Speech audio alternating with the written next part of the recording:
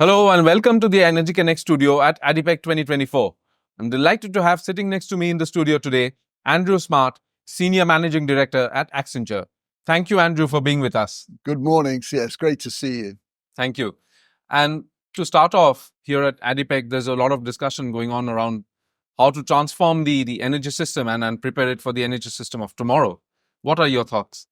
Yeah, absolutely. I think, it remains a central and pivotal theme. I think, it reigns through all of the dialogue. I think, clearly, step one for the industry is to transform the existing system and drive as much energy efficiency and emission reduction and decarbonisation of the existing system as we possibly can. And that work, I think, is, materially underway. The more challenging aspect is to create tomorrow's system, largely because it still there's a lot of innovation still required. There's a lot of integration required. And finally, actually, when it finally comes to it, there's a lot of localization required. And so in those three dimensions, there's a lot of problems to solve. And I think that, what's been fascinating from an ADIPEC perspective is the degree to which technology in its broadest sense is playing a role in solving those problems. And I think AI is at the heart of that transformation. And can you explain how the digital core is now at the foundation for all this AI-driven transformation? Yes, absolutely. I think, firstly, any digital transformation sits on the data backbone of the organization. It's access to good data that ultimately is the lifeblood of the digital transformation. That is undoubtedly true.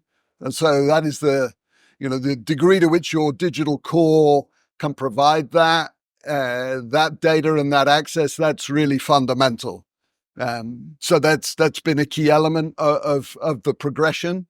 And now with the specter of generative AI, we're not just talking about financial data or numbers. We're actually talking about a much wider range of data. So that's also putting further pressure on that digital core concept and the need to invest in that area.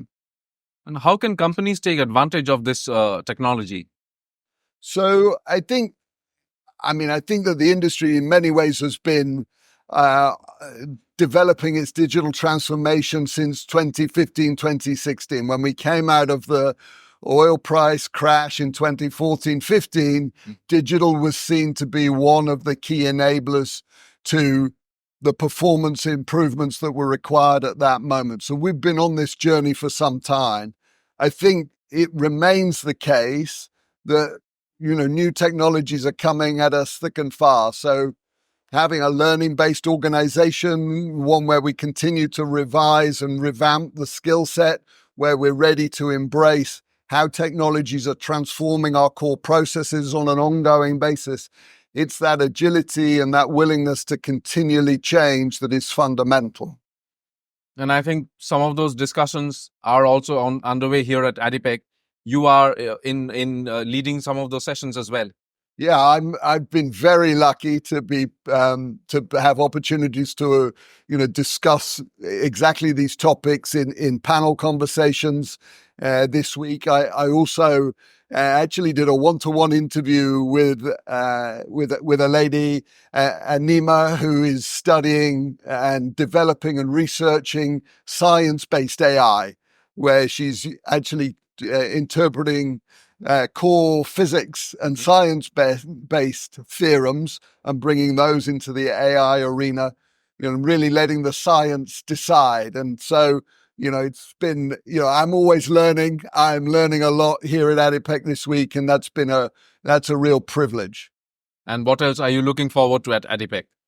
Well, as I say, I'm always learning. So that's really, the beauty of it. I have another roundtable tomorrow morning. I'm delighted to say Bob Dudley has just confirmed that he's going to be joining that roundtable. So it'll be great to see Bob, and it'll be great to have a conversation there about, is AI actually a threat or an opportunity for the energy transition? I think there's somewhat a narrative around the fact that AI is a very energy hungry technology. And so, there's a question about, is AI going to be net positive or net negative to the transition? And that's what we'll be debating tomorrow morning. I fundamentally believe actually the tech sector being deeply engaged and involved in the energy system is massively positive, in the same way it has been for the automotive industry to get engaged in battery technologies and battery development. So I believe in synergies. I believe that, the demand and the supply side need to come together to work together to solve problems.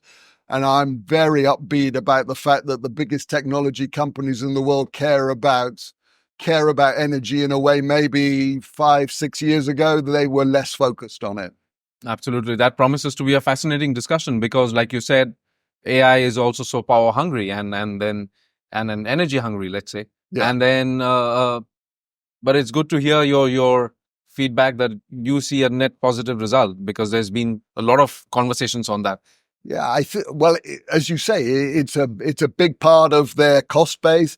It's a big part of, therefore, their business model. And if you look back over time, the tech sector has actually done an amazing job of driving efficiency, in terms of megawatt hours per unit of compute. Actually, that trajectory has been incredible. And so in many ways, they set the standard for energy efficiency rather than anything else. Absolutely. Andrew, thank you so much for your insights and for being here in the studio with us. It's been a pleasure. I love coming to ADIPEC. This is my first ADIPEC of 9 where I'm actually a resident in Abu Dhabi. So it's a bit of a special ADIPEC for me. So it's wonderful to be here. Wish you the very best for the rest of ADIPEC. Thank you so much. Thank you. Thanks for watching. And don't forget to follow us on our social media and on energyconnects.com.